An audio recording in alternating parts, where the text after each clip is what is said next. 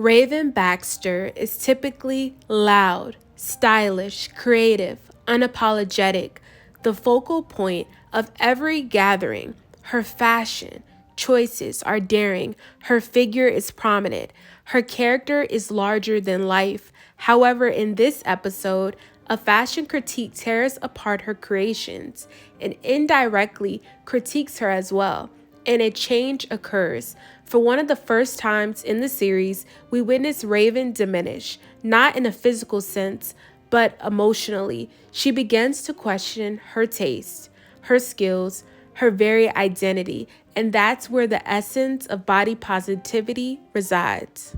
What? How can they do this to me? It is me. I mean, that's my face and that's my dress, but that's not my body. Why did you make me look super skinny anyway? I thought you liked my design. Oh, my dear, we love your design. We just don't love you wearing it. Christ's love isn't like everybody else's love. It's not like the world's love. The world's love loves you when you do things right or when you do things with them. But as soon as you make a mistake, they take that love away. But what I've experienced with the love of Christ is that it loves first. It loves through wrongdoing. It loves when you shouldn't be loved anymore. It's unconditional. And that's the love that I believe is going to change the world and has changed me. Hey, what's up, y'all? It's Micaiah. I'm back and I'm black and I'm back and I'm black and I'm back and I'm black and I'm back and I'm black.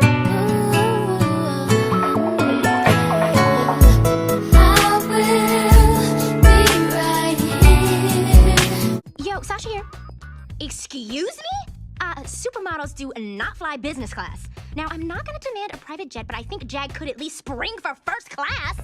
And I'm bringing you all another video diving into when Raven refused to conform to beauty standards.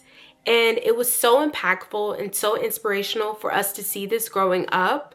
And I love how Raven stayed true to herself within this episode. She stayed 10 toes down and she wasn't conforming. Not at all. People come in all shapes and sizes and they're all beautiful. Tell it, girl! Put that in your magazine.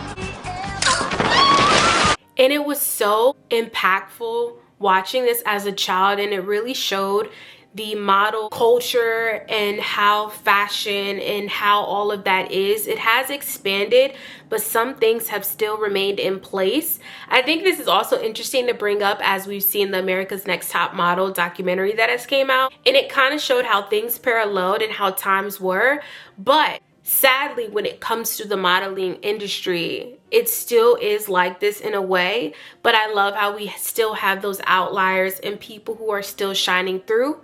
If you are not new to this channel or new to me, then you should know I love fashion. I have a passion for fashion.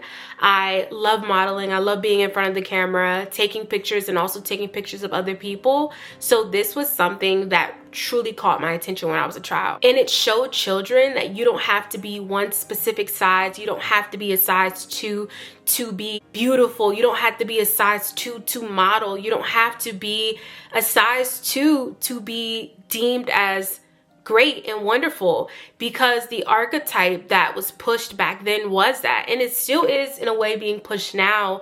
But I want people to realize that you don't have to be a size 2 to be beautiful. You don't have to be a size 2 to be wonderful. I'm far from a size 2. I don't think I've ever been a size 2, honestly. Never been a size 2, and I'm content with that. However, I think we should embrace the size 2 all the way and up. Everyone should be comfortable in their own body. I think that's something that's important. But before I dive deeper into the video and giving my thoughts and perspectives, please make sure you like, comment, and subscribe to see more of me. And if you're new, hey, and if you're a returner, I really, truly appreciate the love. This channel has been growing, and I'm so thankful to the Lord that it has. So I am so grateful that you are joining me right now. I don't take it for granted. And if you all are new, you should know I do an array of topics. I am extremely diverse. I do nerdy topics, I do nostalgic topics, and I do more conscious topics.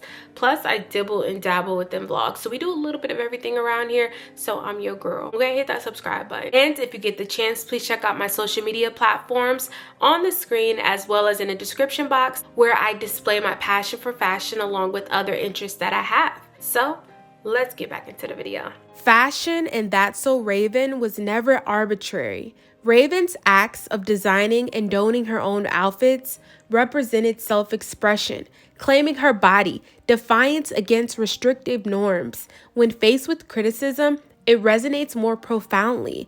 For young girls, specifically teenage girls in the early 2000s, fashion wasn't anything but neutral. The prevailing beauty ideals of that era included slim figures, low-rise jeans, flat stomachs, minimal curves, tightly controlled femininity. Raven did not conform to that standard, and she had no intention of doing so. Thus, when she started questioning her worth, it carries significant weight. The episode reveals a nuance, yet genuine truth. When criticism strikes a seemingly self-assured person, onlookers often think they will easily dismiss it. However, confidence does not equate to being untouchable. Raven takes the feedback to heart. For a slight moment, she was going to compromise her true self and what she wanted for someone else's validation. When you lose sight of your identity, this is a struggle that many teenage girls face regularly. This was not presented as Raven must shed some pounds. Disney never turned her physique into a joke. That in itself was revolutionary. Rather, the message conveyed was your creativity, your style, your body, your presence are all valid just as they are. That's body positivity without explicitly using the term body positivity. And back in 2003, that was uncommon. Raven was a Black teenage lead, chic without holding back, humorous without resorting to self-deprecating jokes about weight, self-assured without needing to apologize. She wasn't just the funny friend, she was the protagonist. That representation empowered countless girls to claim their space, be bold, be confident, wear bold outfits, express themselves loudly, embrace fashion, be visible. The episode strengthened that message. It conveyed if you alter who you are for validation, you're forfeiting your uniqueness. Ultimately, Raven regains her voice and her confidence. She refuses to conform. She doesn't dilute her essence. She won't reshape herself to satisfy another's preference, nor sit on the sideline. She holds on to her identity. This is the empowering message of body positivity. Authenticity is greater than approval. It imparts an essential lesson to children. Criticism does not define your worth. Indeed, it shows if you will remain loyal to your true self. Today, we delve into social media comparisons, influencer body ideals, comment sections, the culture of viral critiques. Raven faced an early glimpse of this. A single scathing review rattled her self-esteem. Now, picture that amplified by millions of comments. This episode resonates even more in today's context. That's So Raven didn't shout activism. It offered subtle affirmations. It conveyed to young girls, particularly Black girls, and those with various different figures, you don't need to diminish yourself. You don't have to silence your voice. You don't have to change your essence to gain acceptance. That message remains impactful, remains essential, remains ahead of its time. And this episode was so impactful for me. I want to keep stressing that is because I know I wasn't the only one who loved this, and I love how Raven remained herself and stayed true to herself. She said, I'm not sitting in this crowd watching someone else rock my design and strut my design. I'm gonna do it and I'm gonna strut it and I'm gonna be bold. And if you know Raven, she was always bold. That's what I loved about her. She was always bold. She was always getting into something though. Sometimes she would get herself into stuff that she didn't need to get herself into, but this was a valid thing. Like this episode right here was so valid. I feel like That's So Raven aged so well. It aged beautifully. I go back and I watch episodes and it just still is that comfort show for me. And it had so much wisdom and dropped so much knowledge, and it was so many impactful episodes that I urge you all to go back and rewatch it if you haven't in a long time, because it literally is seasoned so well and it literally resonates even to this day, and it ages well. It ages like wine, okay? It does. So I thank you all for watching. Please make sure you like, comment, and subscribe if you enjoyed. What's your thoughts on this episode? Do you remember it? How did you feel when you first watched this? I want to know all of your thoughts, but as I always state, let's be respectful down within the comment section.